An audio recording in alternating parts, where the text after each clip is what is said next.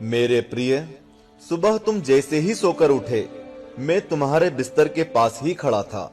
मुझे लगा कि तुम मुझसे कुछ बात करोगे। तुम कल या पिछले हफ्ते हुई किसी बात या घटना के लिए मुझे धन्यवाद कहोगे, लेकिन तुम फटाफट चाय पीकर तैयार होने चले गए और मेरी तरफ देखा भी नहीं। फिर मैंने सोचा कि तुम नहा के मुझे याद करोगे, पर तुम इस उधेड़बुन में लग गए कि तुम्हें आज कौन से कपड़े पहनने हैं। फिर जब तुम जल्दी से नाश्ता कर रहे थे और अपने ऑफिस के कागज इकट्ठे करने के लिए घर में इधर से उधर दौड़ रहे थे, तो भी मुझे लगा कि शायद अब तुम्हें मेरा ध्यान आएगा, लेकिन ऐसा नहीं हुआ। फिर जब तुमने ऑफिस जाने के लिए ट्रेन पकड़ी, तो मैं समझा कि इस खाली समय का उपयोग तुम मुझसे बातचीत करने में करोगे, पर तुमने थोड़ी देर पेपर पढ़ा और फिर खेलने लग गए अपने मोबाइल में, और मैं खड़ा का खड़ा ही रह गया। मैं तुम्हें बताना चाहता था कि दिन का कुछ हिस्सा मेरे साथ बिताकर तो देखो, तुम्हारे काम और भी अच्छी तरह से होने लगेंगे, लेकिन तुमने मुझसे बात ही नहीं की।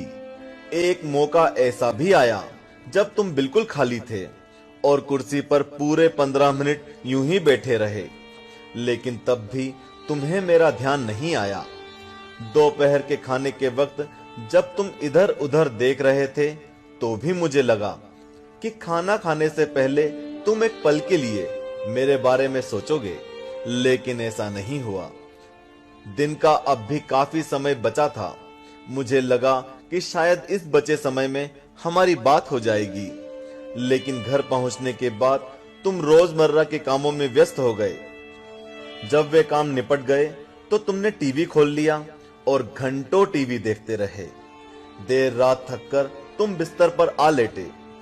तुमने अपने पत्नी और बच्चों को शुभ रात्रि कहा और चुपचाप चादर ओढ़कर सो गए। मेरा बड़ा मन था कि मैं भी तुम्हारी दिनचर्या का हिस्सा बनूं, तुम्हारे साथ कुछ वक्त बिताऊं, तुम्हारी कुछ सुनूं, तुम्हें कुछ सुनाऊं, कुछ मार्गदर्शन करूं तुम्हारा, ताकि तुम्हें समझ आए कि तुम किस लिए इस धरती पर आए हो और किन कामों में उलझ गए हो। लेकिन तुम्हें समय ही नहीं मिला और मैं मन मार कर ही रह गया। मैं तुमसे बहुत प्रेम करता हूं। हर रोज मैं इस बात का इंतजार करता हूं कि तुम मेरा ध्यान करोगे और अपनी छोटी छोटी खुशियों के लिए मेरा धन्यवाद करोगे। पर तुम तब ही आते हो जब तुम्हें कुछ चाहिए होता है। तुम जल्दी में आते हो और अपनी मांगे मेरे आगे रखकर चले जाते हो। और मजे की बात तो यह है कि इस प्रक्रिया में भी तुम मेरी तरफ देखते नहीं। तुम्हारा ध्यान उस समय भी लोगों की तरफ ही लगा रहता है और मैं इंतजार करता ही रह जाता हूं।